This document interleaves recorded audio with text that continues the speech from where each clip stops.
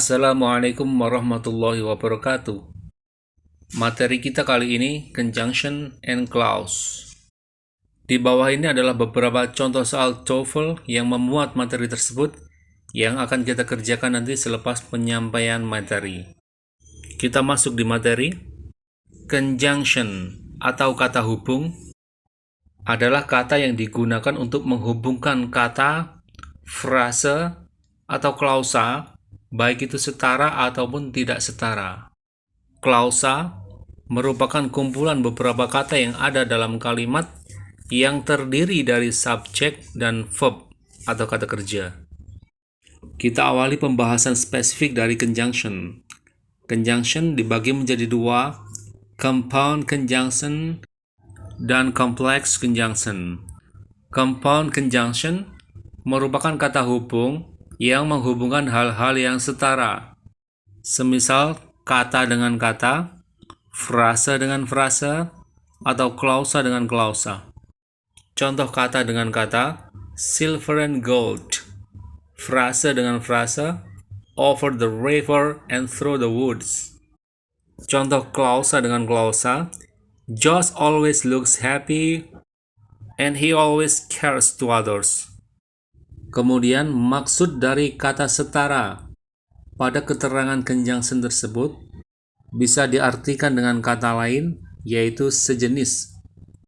Contoh di atas tadi, silver and gold. Silver noun, gold juga noun. Jadi sama-sama jenis noun. Kemudian contoh dalam klausa, Josh always looks happy and he always cares to others. Merupakan dua klausa yang dihubungkan oleh conjunction and, yang mana masing-masing klausa adalah main clause atau induk kalimat tanpa ada subclause atau anak kalimat. Kemudian compound conjunction dibagi menjadi dua. Yang pertama coordinative conjunction, yang kedua correlative conjunction. Coordinative conjunction merupakan conjunction yang hanya terdiri dari satu kata, berjumlah 7, berinisial fanboys. Yang pertama for, maknanya karena, kemudian and, dan, nor, tidak juga, but, tapi, or, atau, yet, namun, so, sehingga. Masing-masing contoh bisa dilihat di samping kanannya. Kemudian beberapa catatan. Yang pertama, ketika menghubungkan klausa, penulisan coordinate conjunction selalu diawali koma. Kemudian conjunction for, nor, yet, so hanya menghubungkan antar klausa, main clause dengan main clause. Kemudian conjunction and, but, or bisa menghubungkan semua jenis. Kata dengan kata, frase dengan frase, atau main clause dengan main clause.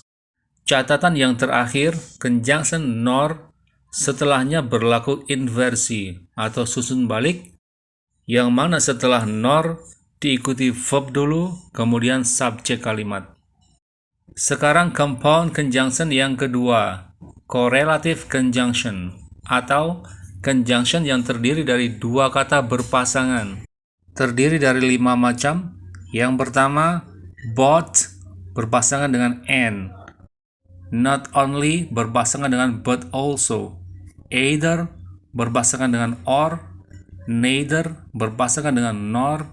Whether berpasangan dengan or. Dalam hal ini, masing-masing pasangan tidak bisa digabung dengan pasangan lain. Semisal both digabung dengan but also akan menjadi salah, karena both pasangannya adalah and. Kecuali either sama whether, semuanya memiliki pasangan yang sama, yaitu or. Makna dari masing-masing correlative conjunction bisa disimak sebelah kanan. Sekarang kita simak contoh nomor 1. Both Nova and Dandi come on time. Keduanya baik Nova dan Dandi datang tepat waktu. Contoh kedua, not only Nova but also Dandi comes on time. Tidak hanya Nova, namun juga Dandi datang tepat waktu. Ketiga, either Nova or Dandi's friends come on time. Jika bukan Nova, bisa jadi teman-temannya Dandi datang tepat waktu. Keempat, tidak Nova, tidak juga Dandi datang tepat waktu. Catatan di bawahnya, ketika menghubungkan antar subjek, conjunction both and verb-nya plural. Bisa dilihat dalam contoh, tidak ada akhiran s setelah come. Catatan yang kedua, ketika menghubungkan antar subjek, conjunction selain both and, bentuk verb-nya dipengaruhi oleh subjek kedua. Contoh bisa dilihat di atas. Not only Nova but also Dandi comes on time. Subjek kedua adalah Dandi, singular. Oleh karena itu, verb-nya berakhiran s, comes. Sekarang kita masuk conjunction yang kedua, complex conjunction.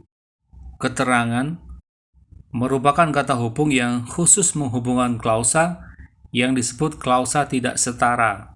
Dikatakan tidak setara karena clause yang dihubungkan terdiri dari main clause dan subclause. Main clause induk klausa dan subclause anak klausa.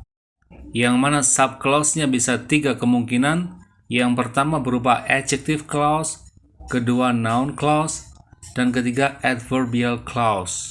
Kita lihat contoh di bawahnya. Yang pertama, John went home after he had gone to the store. After merupakan conjunction yang menghubungkan induk klausa John went home dengan anak klausa he had gone to the store. He had gone disebut sebagai anak klausa karena dia berfungsi hanya sebagai keterangan. Dalam hal ini keterangan waktu, namun dalam bentuk klausa. Oleh karena itu, anak klausa yang berfungsi sebagai keterangan seperti ini disebut sebagai adverb clause. Kemudian contoh kedua, the man who helped me yesterday was Yuli. Kata who merupakan conjunction yang menghubungkan induk clause dengan anak clause. Induk clause-nya dari the man sampai dengan Yuli. Anak clause-nya kebetulan berada di tengah, who helped me. Who berfungsi sebagai conjunction plus subject, kemudian help kata kerjanya. Ketika gabungan clause berbentuk seperti ini, maka anak clause-nya disebut sebagai adjective clause. Contoh ketiga, Josh mentioned that he was going to France next month. That adalah conjunction yang menghubungkan induk clause Josh mentioned sama anak clause he was going to France next month. Kita lihat, he was going to France sebagai anak klausa berposisi setelah verb atau sebagai objek kalimat. Oleh karena itu, anak klausa ini disebut sebagai noun clause. Kemudian catatan untuk diingat, ada istilah lain yang menggantikan kata induk klausa dan anak klausa. Induk klausa biasa disebut main clause atau independent clause. Sementara anak klausa biasa disebut subclause atau dependent clause. Untuk selanjutnya kita akan gunakan istilah main clause untuk induk klausa dan subclause untuk anak klausa. Sekarang kita masuk bagian B, macam-macam subclause beserta conjunction-nya. Kita awali dari adverbial clause. Kita tahu secara umum adverb terdapat 3 macam. Yang pertama adverb of time, keterangan waktu, adverb of place, keterangan tempat, kemudian adverb of manner, keterangan cara. Dalam materi ini, adverb yang berhubungan dengan klausa terdapat 10 macam. Bisa dilihat dalam tabel di bawah. Pertama, adverb of time. Nantinya fungsi clause-nya menunjukkan waktu. Conjunction adverb ini diantaranya after, as long as, before, by the time, dan lain-lain. Berikutnya adverb clause of place. Sesuai dengan namanya, pastinya akan menunjukkan keterangan tempat. Conjunction-nya where sama whenever. Kemudian adverb clause contrast merupakan klausa yang berfungsi untuk menerangkan pertentangan. Conjunction-nya although, even though, sampai dengan in spite of the fact that, yang semuanya artinya meskipun. Kemudian keempat, adverb clause cause adalah klausa yang menerangkan sebab terjadinya sesuatu. Conjunctionnya as, because, inasmuch, sampai dengan since, yang bermakna karena. Berikutnya adverb clause result, merupakan kata keterangan yang menerangkan hasil. Conjunctionnya so that dengan such that, bermakna sehingga. Keenam, adverb clause of purpose, merupakan klausa yang menunjukkan sebuah tujuan. Conjunctionnya in order that dan so that, bermakna supaya. Yang ketujuh, adverb clause of condition, merupakan klausa yang berfungsi untuk menerangkan kondisi. Conjunctionnya if, even if, in case, dengan makna di bawahnya. Kedelapan, adverb clause of manner, merupakan klausa yang menerangkan cara. Conjunctionnya as if, as though, dan lain-lain. Yang kesembilan, adverb clause of degree, conjunctionnya berpasangan, as dan as, so dan as, akhiran er pada kata sifat, kemudian more dan than, less dan than. Yang ke-10, adverbial clause of that, merupakan klausa yang menerangkan sebab. Conjunctionnya that bermakna karena, dan klausa ini dibentuk setelah adjektif tertentu. Di bawahnya happy, glad, grateful, yang bermakna senang, kemudian afraid, sorry, bermakna takut atau menyesal. Contoh di bawahnya, we are glad that you are feeling better today. Berikutnya, ada beberapa kata atau frase yang mirip dengan conjunction dalam hal makna, namun mereka bukanlah conjunction. Mereka adalah preposition atau awalan, juga transition. Bisa disimak di tabel bawah. Kata karena bisa jadi preposition, because of, due to, on account of, atau conjunction, because atau since. Kemudian kata meskipun bisa dia preposition, in spite of, despite, atau conjunction, although atau even though. Berikutnya kata selama bisa preposition, during, atau conjunction, when atau while. Untuk menggunakan kata-kata itu secara tepat dalam kalimat, pastikan preposition selalu diikuti noun atau noun phrase, sedangkan conjunction selalu diikuti clause, subject verb. Berikutnya, beberapa kata dalam tabel ini bukanlah conjunction, namun transition, mempunyai makna hampir sama dengan conjunction dan preposition. Yang pertama, therefore, oleh karena itu, kemudian nevertheless, meskipun begitu, however, bagaimanapun. Untuk membedakan antara preposition, conjunction, dan transition, pastikan bahwa transition diapit tanda titik di awal dan koma setelahnya. Contoh di bawah, I like coffee so much, however, I don't drink it every day. Kemudian, beberapa jenis adverb clause bisa muncul dalam bentuk peringkasan. Yang pertama, peringkasan abridgment, merupakan peringkasan dengan menghilangkan subjek dan verb be jika ada, serta mengganti verbnya menjadi infinite. Verb ing atau verb 3 sesuai dengan aktif dan pasif clause-nya. Syarat peringkasan ini, subjek subclause harus sama dengan subjek main clause-nya, serta tidak terdapat modal pada subclause-nya. Posisi peringkasan boleh ketika subclause di depan atau di belakang. Contoh peringkasan kalimat nominal bisa dilihat di bawah. Kalimat lengkapnya, when you are finished with the report, you are free to leave. Jika diringkas akan menjadi, when finished with the report, you are free to leave. Atau jika posisinya di belakang, you are free to leave when finished with the report. Berikutnya peringkasan abridgment pada kalimat verbal.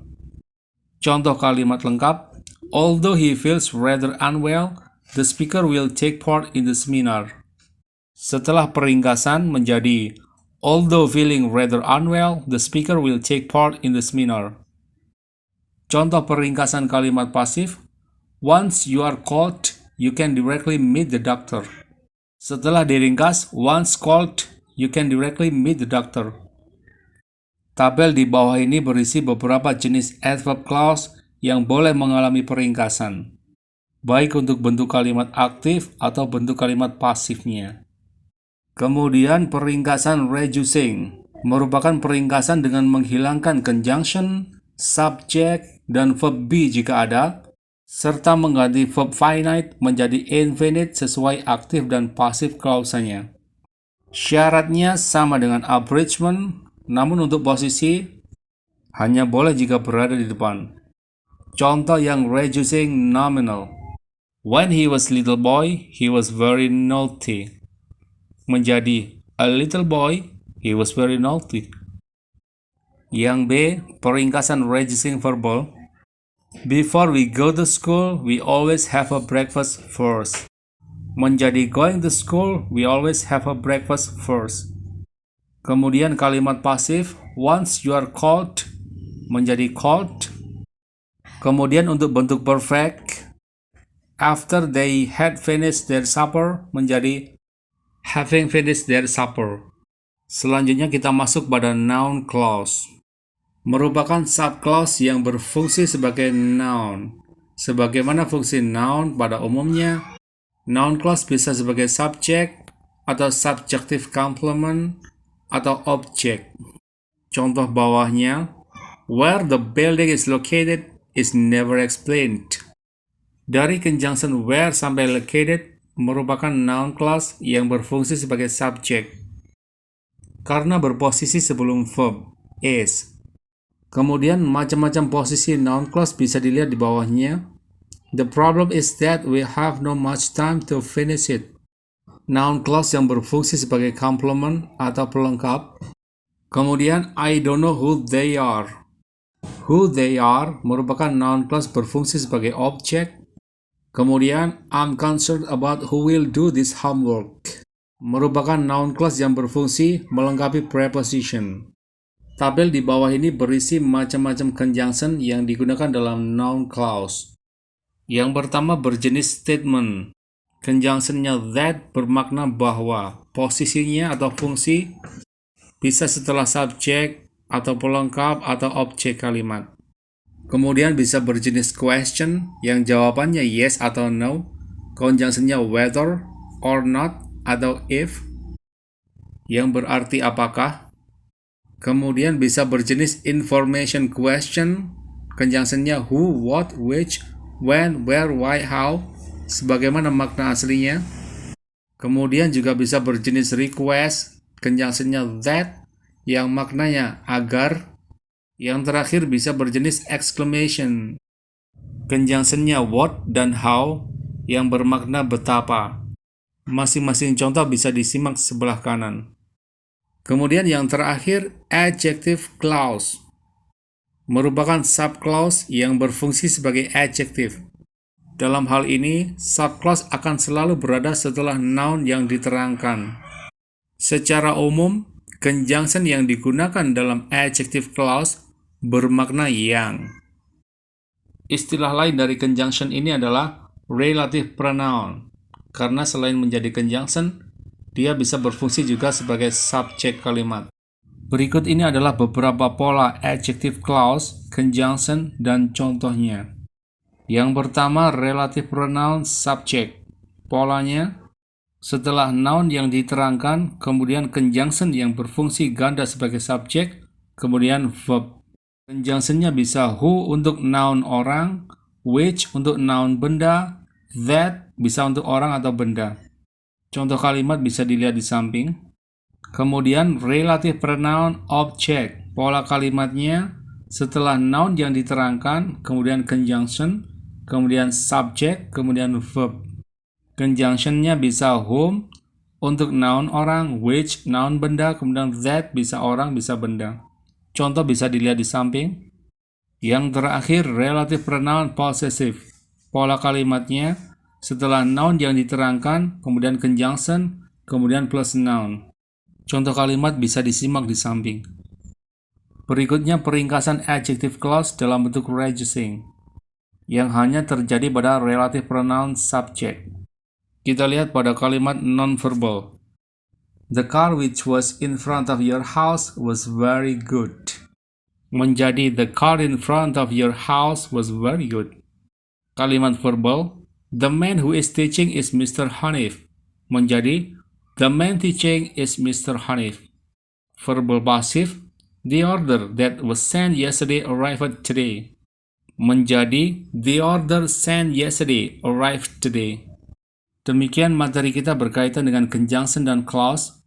Sekarang kita ke bagian atas, pre-test, untuk mencoba beberapa soal serta pembahasannya. Nomor 1, the power failure occurred, kosong, the lamps went out. Kita analisa keberadaan verb. Ada occurred di klausa pertama, a power, kemudian went di klausa kedua, the lamp. Jelas sekali occurred merupakan finite bebas karena berada pada main clause dan tidak berawalan conjunction. Sementara went adalah verb dari subjek lamps yang sepertinya merupakan subclause.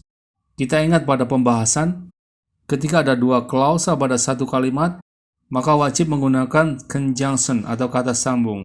Dalam pilihan A, B, C, D, yang merupakan kata sambung adalah B, so.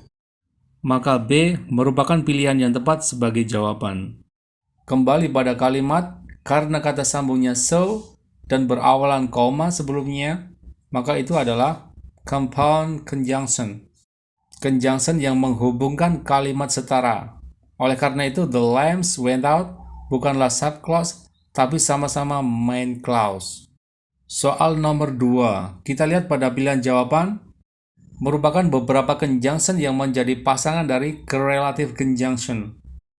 Dalam hal ini mudah sekali, kita cukup melihat conjunction yang ada pada kalimat, kemudian kita sesuaikan dengan conjunction yang ada pada pilihan jawaban. Sebagaimana pembahasan, whether merupakan pasangan dari or. Oleh karena itu, A merupakan pilihan yang tepat sebagai jawaban. Soal nomor 3, kita lihat pada pilihan jawaban, merupakan tampilan macam-macam bentuk verb, baik itu finite atau infinite. Sementara kita lihat pada soal, ada conjunction when, menunjukkan bahwa awal kalimat merupakan subclause, yang bisa jadi nantinya merupakan subclause secara utuh atau subclause peringkasan. Kita lihat pada pilihan jawaban. Tidak ada satupun dalam pilihan jawaban yang menunjukkan susunan subjek diikuti verb. Maka kita simpulkan bahwa subclause dalam kalimat nomor 3 bukanlah subclause utuh, namun merupakan subclause dalam bentuk peringkasan. Jika demikian, pastikan bahwa verb yang tepat adalah verb infinite. Bisa verb ing, verb 3, atau to verb. Sementara yang menunjukkan verb infinite hanyalah pilihan A dan C. Untuk menentukan yang tepat antara A dan C, kita lanjut analisa dari makna kalimat. Apakah secara tepatnya kalimat aktif atau kalimat pasif? Ketika titik-titik sarang selama musim pembuatan sarang, angsa Kanada bersifat kasar. Nah, kosong tersebut tepatnya adalah membuat, bukan dibuat. Sehingga A menjadi pilihan yang paling tepat sebagai pilihan jawaban. Nomor 4, kita analisa verb. Ada will be di depan, kemudian has not yet been di tengah. Has not yet been kemungkinan besar merupakan main clause karena diawali susunan kata yang panjang yang di dalamnya memuat verb. Ketika demikian, kita bisa pastikan bahwasanya susunan kata tersebut merupakan bagian dari noun clause yang berada di awal kalimat sebagai subjek. Dalam hal ini, kekosongan pada soal 4 harus diisi conjunction dan subjek. Tidak cukup hanya subjek. Maka A bukan pilihan yang tepat. Pilihan B, C, D sepintas juga bukan merupakan pilihan yang tepat karena tidak menampilkan subjek, sedang yang kita perlukan adalah conjunction dan subjek. Namun demikian, untuk diketahui, beberapa conjunction noun clause bisa juga berfungsi sebagai subjek kalimat. Semisal who dan what. Dengan demikian, B merupakan pilihan yang tepat sebagai jawaban. Nomor 5, kita analisa verb. Ada is about, kemudian has caused. Sama seperti nomor 4, nomor 5, kata kerja has caused berada pada susunan kata yang di dalamnya ada kata kerja is about. Maka susunan kata tersebut merupakan ciri-ciri dari subclause yang berbentuk noun clause. Kita pastikan bahwa subclause tersebut harus lengkap conjunction, subject, dan verb. Ada is sebagai verb, kemudian the most important ratings period sebagai subject, sehingga kita hanya butuh sebuah conjunction. Maka A dan B bukanlah pilihan yang tepat. A merupakan verb dan conjunction, B merupakan preposition. Tinggal C dan D. Sekarang kita lanjut menganalisa dari makna. That bahwa, what apa. Kita coba that bermakna bahwa. Fakta bahwa periode rating yang terpenting akan segera dimulai telah menyebabkan 3 jaringan menopang jadwal mereka. Sekarang kita coba D, apa? Fakta apa periode rating yang terpenting? Nah, dari sini sudah terdengar janggal secara makna. Oleh karena itu C merupakan pilihan yang tepat sebagai jawaban. Nomor 6 kita analisa verb. Ada is, kemudian that bukanlah conjunction namun dia pronoun. Karena dia berada di awal kalimat, kita bisa pastikan bahwa that is story merupakan main clause. Kemudian setelah kosong, our situation into perspective.